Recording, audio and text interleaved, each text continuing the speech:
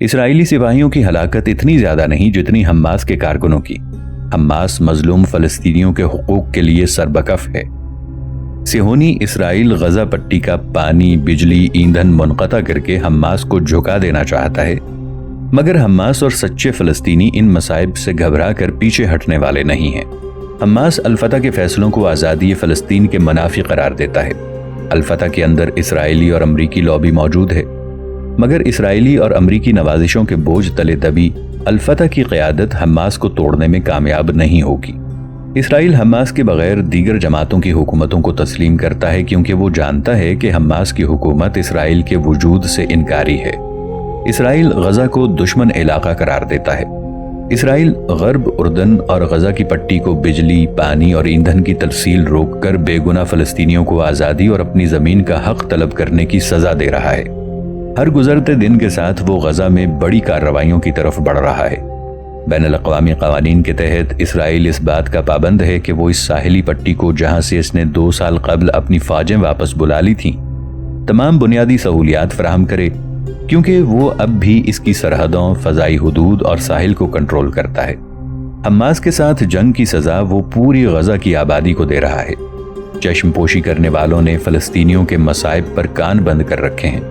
اقوام متحدہ کے تجزیہ نگار جان ڈگرڈ کا کہنا ہے کہ اسرائیل نے غزہ کو ایک ایسا قید خانہ بنا دیا ہے جسے بند کرنے کے بعد چابی بھی کہیں پھینک دی گئی ہو۔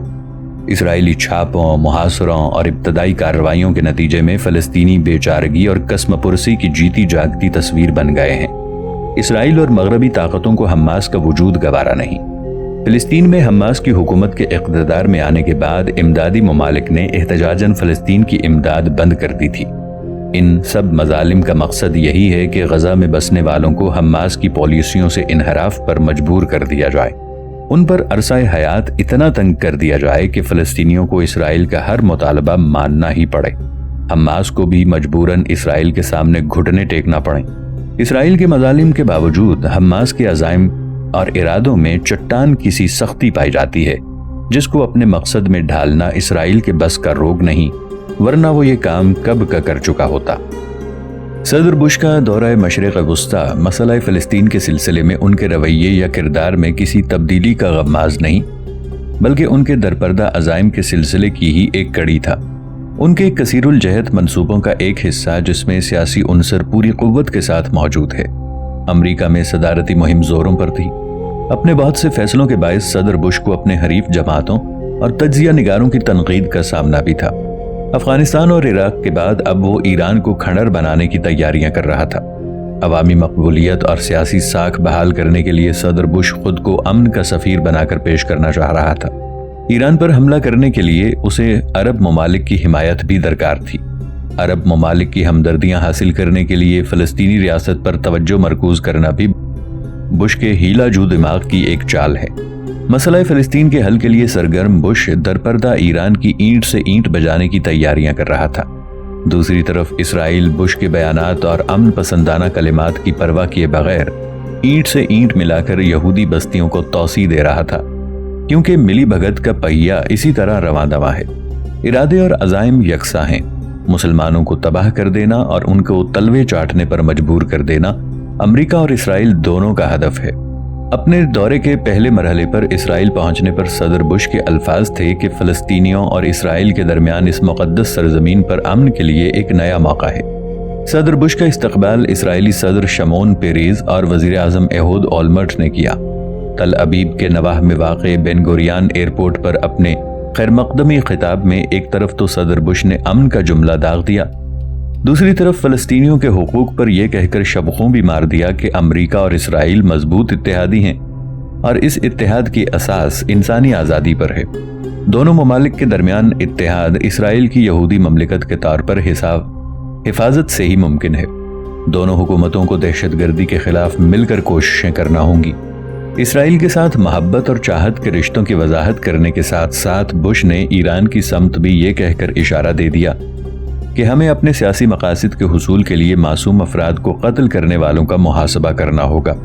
اس پر اسرائیلی صدر شمون پیریز نے بش کی تائید کرتے ہوئے کہا کہ ہم ایران کے خطرے کے درست اندازے لگانے کے لیے آپ کے مشوروں پر عمل کر رہے ہیں۔ ہمیں مل کر ایران، حزب اللہ اور حماس کے پاگل پن کو روکنا ہوگا۔ شمعون پیریز اچھی طرح جانتے ہیں کہ ایران، حزب اللہ اور حماس اسرائیل کے مخالف ہیں اور حقیقی آزاد خود مختار فلسطینی ریاست کے خواہاں ہیں۔ طیارے سے باہر آتے ہی بش نے کہا کہ آج بہت خوبصورت دن ہے۔ شمعون نے کہا، ہم اپنے عظیم دوست کو خوش آمدید کہتے ہیں۔ بش نے مئی میں اسرائیل کے قیام کی 60ویں سالگرہ پر دوبارہ اسرائیل آنے کا ارادہ بھی ظاہر کیا، جس سے اسرائیل کی مقدس سرزمین سے ان کی محبت کا اظہار ہوا۔ گزشتہ 9 برس میں یہ کسی بھی امریکی صدر کا پہلا دورہ تھا، جبکہ اس سے قبل 1998 میں بل کلنٹن یہاں آئے تھے۔ صدر بش کی اسرائیل آمد پر سیکیورٹی کے حوالے سے بہت سخت اقدامات کیے گئے تھے۔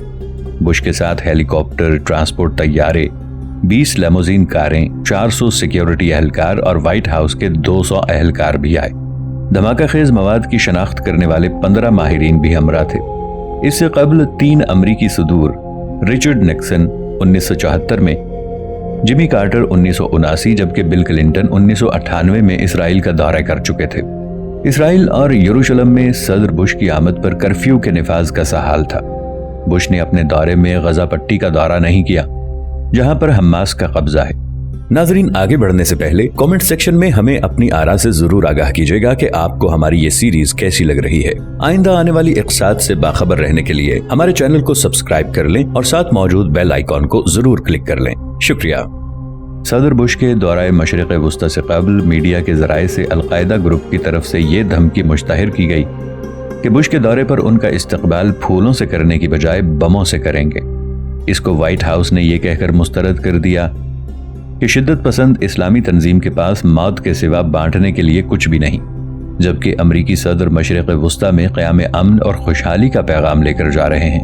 بش کا استقبال کرنے والوں میں جہاں اسرائیلی کابینہ کے ارکان، ممبران پارلیمنٹ تھے، وہاں مذہبی لیڈر بھی موجود تھے، کیونکہ امریکہ اور اسرائیل مذہبی عقائد کے اعتبار سے خود کو ایک دوسرے کے بہت قریب سمجھتے ہیں۔ بش کا دورہ مشرق وسطی بظاہر تو فلسطین میں امن کی بحالی کی کڑی قرار دیا جاتا رہا، جس کا آغاز اپنے تئیں بش نے امن کانفرنس کا انعقاد کر کے کیا تھا، جو ناکامی سے دوچار ہوئی۔ امن کانفرنس میں کچھ نکات پر متفق ہونے کے باوجود اسرائیل نے بجائے صلح و آشتی کی بات کرنے کے مظلوم فلسطینیوں پر بمباری کا عمل تیز کر دیا اور مزید صہیونی بستیوں کی تعمیر کا کام شروع کر دیا۔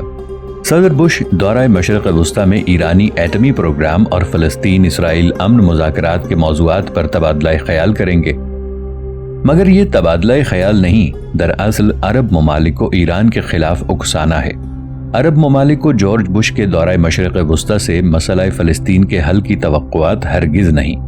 عرب ممالک کو اس کا ادراک تھا کہ امریکی صدر کے اصل مقاصد کچھ اور ہیں۔ اردن سے مصر تک عرب ممالک کا خیال تھا کہ بش کے دورے کا مقصد فلسطین کے مسئلے کا حل نہیں، بلکہ وہ ایران کے خلاف عرب ممالک کی ہمدردیاں حاصل کرنے کے ارادے سے آئے ہیں۔ اس دورے میں ان کی تمام تر توجہ کا مقصد ایران کے ایٹمی پروگرام کی مخالفت کرنا اور ایران پر ممکنہ حملے کے لیے مشرق وسطی کو تیار کرنا تھا۔ امریکی صدر نے اپنے اتحادی ممالک کے تعاون سے ایران پر فوجی کارروائی کرنے کا امکان کبھی خارج از امکان قرار نہیں دیا۔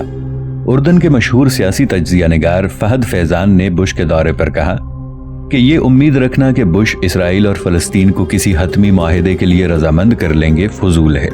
اردن یونیورسٹی میں خارجہ تعلقات کے ماہر محمد مصری کا کہنا ہے کہ بش کے دورے سے زیادہ کیا ہوگا کہ فلسطینیوں کے حالات میں بہتری آ جائے گی اور ان پر اسرائیلی سختیاں کم ہو جائیں گی، جس طرح ایناپولس کانفرنس کا انعقاد نتیجہ خیز ثابت نہیں ہو سکا۔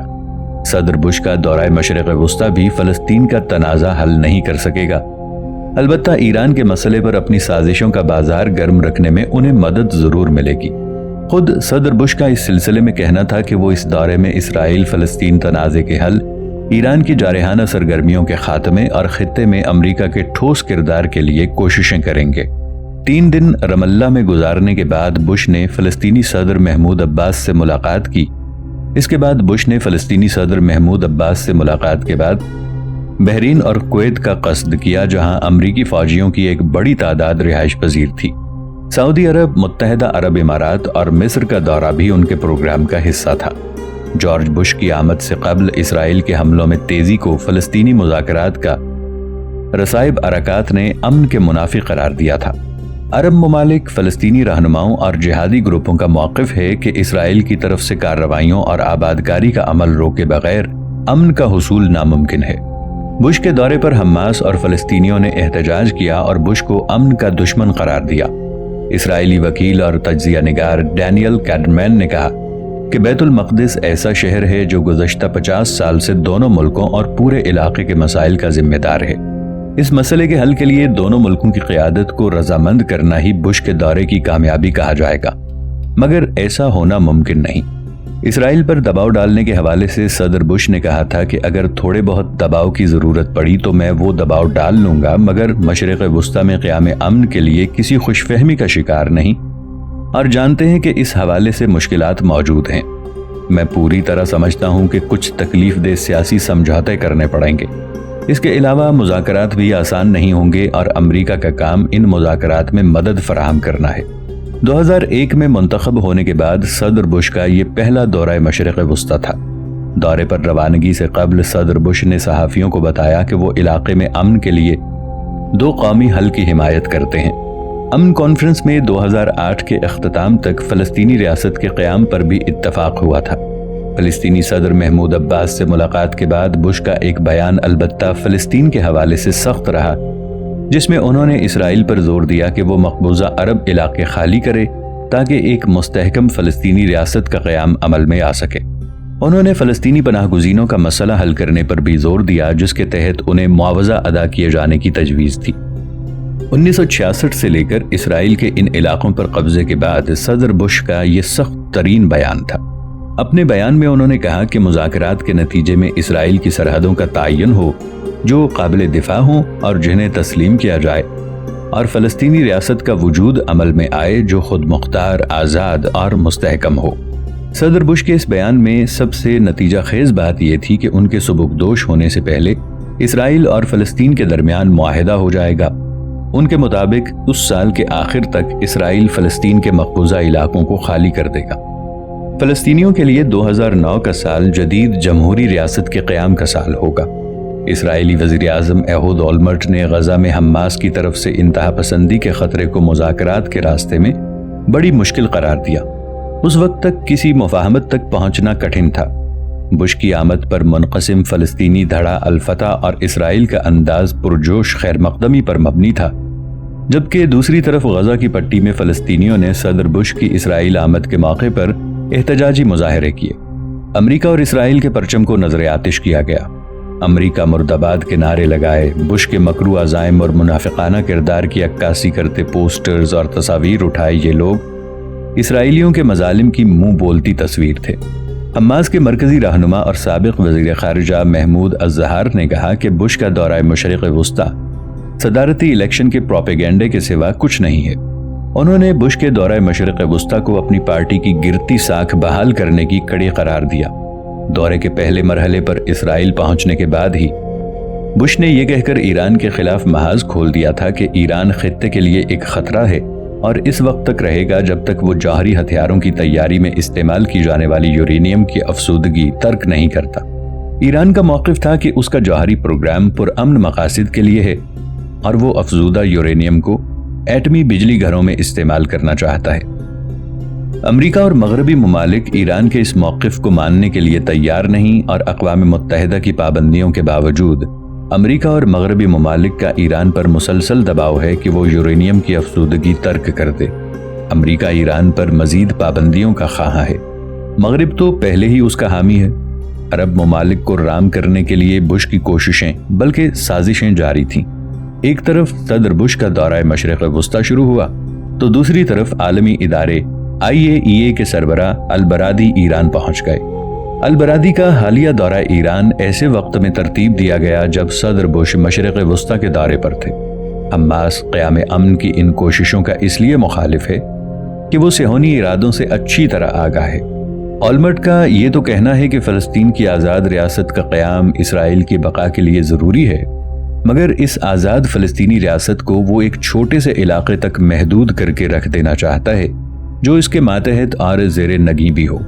اولمرٹ کا کہنا ہے کہ اگر اس علاقے میں ریاستی تشکیل کا منصوبہ ناکام ہو گیا تو جنوبی افریقہ طرز کے مساوی ووٹ کے حقوق کا نظام قائم کرنا پڑے گا، جس کے نتیجے میں اسرائیلی ریاست کا وجود خطرے میں پڑ جائے گا اور یہ ملک جلد ہی ختم ہو جائے گا۔ اسرائیلی حکومت کے زیر نگرانی رہنے والے فلسطینی اسرائیلی انتخابات میں حق رائے دہی استعمال نہیں کرتے۔ اسرائیلی حکام کو خطرہ ہے کہ عربوں کی تیزی سے بڑھتی ہوئی آبادی جلد یہودیوں پر غالب آ جائے گی۔ محمود عباس اور اولمرٹ اپنے تئیں صلح کے سفیر تو بن بیٹھے، مگر دونوں ہی اپنے علاقوں میں مضبوط اور فیصلہ کن حیثیت کے حامل نہیں تھے۔ قیام امن کے لیے کی جانے والی تمام کوششوں کا نتیجہ اگر اسرائیل کے حق میں ہی جاتا تو مذاکرات کا کوئی دور یا کسی صدر کا دورہ کامیابی نہیں لا سکتا۔ عرب ممالک کے اخبارات نے بھی لکھا کہ بش کے دورہ مشرق وسطیٰ میں ایران کے ایٹمی پروگرام کو محدود کرنا، زیادہ اسلحے کی فروخت اور تیل کے سستے حصول کے معاملات اہم ہیں۔ بش امن میں دلچسپی نہیں رکھتے۔ اصل چیز تو جذبوں کی سچائی اور مخلصانہ حل ہے، جو نہ امریکہ کو مطلوب ہے اور نہ اسرائیل کی خواہش۔ فلسطینی اپنا مطالبہ برسوں سے اسرائیل 1967 کی عرب اسرائیل جنگ کے دوران مقبوضہ علاقوں کو خالی کرے، مہاجرین کی واپسی کے حق کو تسلیم کرے اور مشرقی یروشلم کو مستقبل کی آزاد ریاست میں دارالحکومت بنانے کی اجازت دے۔ غزہ بھی متنازع علاقہ ہے جس پر فلسطین اور اسرائیل دونوں کنٹرول کے خواہاں ہیں۔ ان متنازع امور کا حل نکالے بغیر مشرق وسطیٰ میں امن ممکن نہیں ہے۔ ان امور پر اسرائیل اور فلسطین کے کسی سمجھوتے پر پہنچنے کا بھی امکان نہیں۔ اس حقیقت سے بش مغربی ممالک اور اسرائیل اچھی طرح آگاہ ہیں۔ امریکہ اور اسرائیل کو جس طرح کا امن مطلوب ہے، اس میں مسلمانوں کے لیے امن ہرگز نہیں ہے۔ بش امریکہ، یہود و ہنود اور مغربی طاقتوں کے لیے امن ہی امن ہے۔ بش نے مشرق وسطیٰ کے دورے میں ایران کے خلاف حمایت حاصل کرنے کی پوری کوشش کی۔ ابنائے ہرمز کے واقعے کے بعد بش نے ایران کو دھمکیاں بھی دی تھیں۔ صدر بش کا دورہ مشرق وسطیٰ بھی امن کا پیامبر نہیں بلکہ اسرائیل کی سلامتی کے تحفظ کی ضمانت نامے کے حصول کے لیے تھا۔